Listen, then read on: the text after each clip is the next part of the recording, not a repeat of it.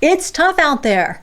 Getting a job is so much tougher than it was a couple of years ago. Why? Well, there's a lot of changes to the economics of the marketplace, but also how even companies look for someone. The company may be looking in the future, but they're not actually hiring right now. And then, of course, they also ghost people a lot. You put in a resume, you never hear back, you kind of wonder what's going on. It could be any of those things. They've got a lot of applicants, and they don't need to talk to everyone. They don't have to be nice and communicate back to you, or it's not a real job. All of those things make me crazy when I'm trying to help my mentees find a job. It's not my real core piece of mentoring, but I have learned a few things along the way after talking to them, so I want to share them with you right now. Number one, leverage LinkedIn. If you're not making sure that LinkedIn has data that's clear about who you are, what you do, what you know, and actually your result-oriented information. For instance, I installed some new ways of working and we had a 10% increase in productivity. Or I did a cost takeout of 15%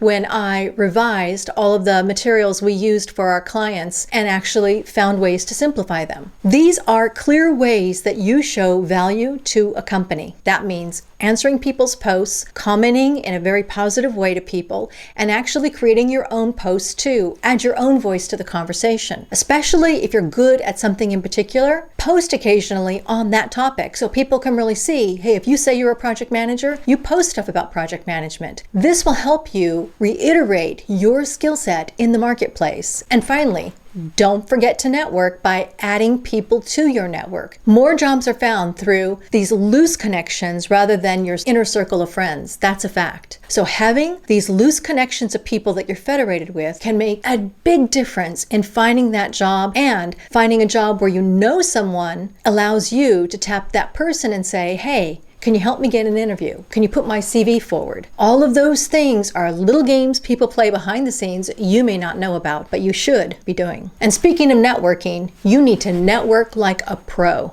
Go to professional events. If you're a project manager, join PMI or IPMA or some other professional organization. This will help you know the right people. Who is the most likely to hire a project manager? Other project managers. So get to know these people. Be of value to them. Hey, I just read this great book about project management and AI. Let me share that with you. Or I've just written an article on LinkedIn. I thought I'd share it with you. If you're bringing information and value to people, they'll remember you for it. And when it comes time to think about person A or person B, they're going to take into account that you are clear on your messaging, that you showed you're an expert, and you brought value to them. And a lot of my mentees want to level up, slightly move to the left or right of their current career. And if that's your goal, one of the things I always suggest is volunteer. Now, that's not the same as an intern. This is not a full-time gig. This is something you can do with a few hours during the week or on the weekend to show up, to be present, to give back, and to become known. This is a great way of not flouting your skills, but just showing them through delivering something to the organization. And it's good to set boundaries so you're not suddenly drug into hours and hours of work. But doing this selectively and doing it with the first 2 points in mind, making sure you're linked in and networking like a pro, you might find opportunities you didn't even know existed. So the times are tough right now.